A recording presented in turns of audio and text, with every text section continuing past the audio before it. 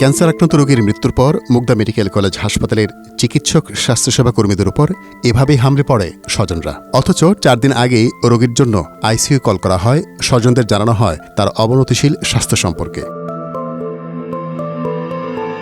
চিকিৎসকের অভিযোগ, আইসিইউ শয্যা ফাঁকা না থাকায় অন্য সরকারি হাসপাতালে রোগীকে দ্রুত রেফার করা হলেও পদক্ষেপ নেয়নি স্বজনরা। রোগী ইউনিট 4 এর আন্ডারে ছিল, আমরা ছিলাম ইউনিট 2 এর আন্ডারে ডক্টর।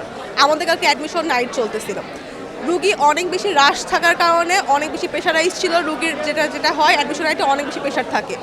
এটা ছাড়াও রোগীর লোক আমাদেরকে অনেকবার কমপ্লেন করতে আসছে। আমরা রোগীকে নিজে 3 বার করে দেখতে গেছি। আমরা রোগীকে ফলো আপ দিয়েছি, রোগীকে নেগেটিভ কাউন্সেলিংও কমপ্লিট করা ছিল। রোগীকে বারবার বলা হয়েছে এখানে যে আইসিইউ খালি না পান আপনি বাইরে আইসিইউ দেখে আসেন। রোগীকে মঙ্গলবার রাতে আইসিইউ একবার কল দেয়া, গতকালকে রাতে আবার আইসিইউ কল দেওয়া ছিল।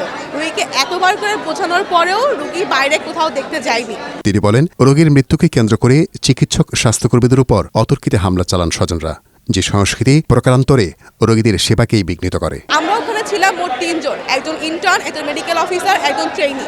মেডিকেল অফিসারটা ভিতরে রুমের ভিতরে নিজেকে যে কোনোভাবে সেভ করতে পারলো, ট্রেনি আর ইন্টার্ন যারা ছিলাম আমরা সেভ করতে পারিনি।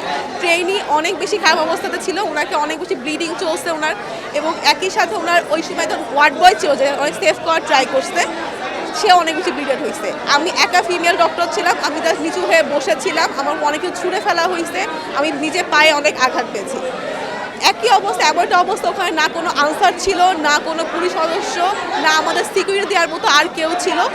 হাসপাতাল সূত্র জানিয়েছে, প্রায় 5 মাস আগে 57 বছর বয়স্ক সাইফুলের ফুসফুসের ক্যান্সার শনাক্ত হয়। পরিবার তখন নির্দিষ্ট কোনো চিকিৎসা না দিয়ে বরং বাড়িতে রেখে উচ্চমাত্রায় হোমিওপ্যাথিক ওষুধ প্রদান করে। এতে ক্রমে রোগীর অবনতি হতে থাকে।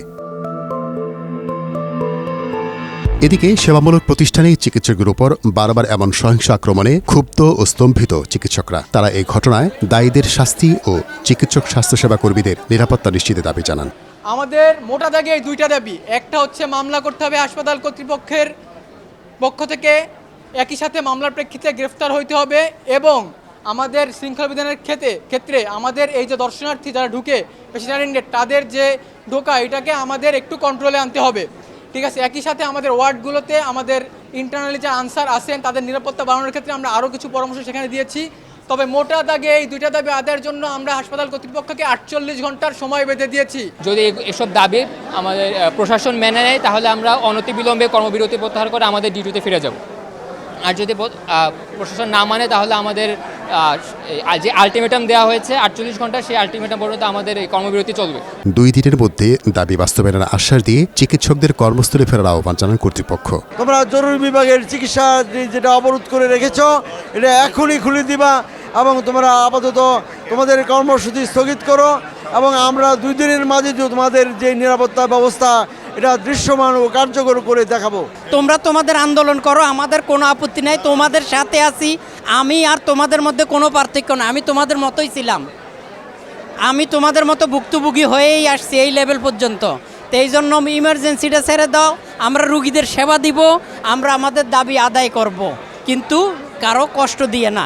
সংশ্লিষ্টদের মন্তব্য, হাসপাতালে যে কোনো ঘটনায় চিকিৎসক স্বাস্থ্যসেবা কর্মীদের উপর হামলা অব্যাহত থাকলে দেশের স্বাস্থ্য খাত বুক থুবড়ে পড়বে। আবু রায়ীব মনির, মেরি ভয়েস, ঢাকা।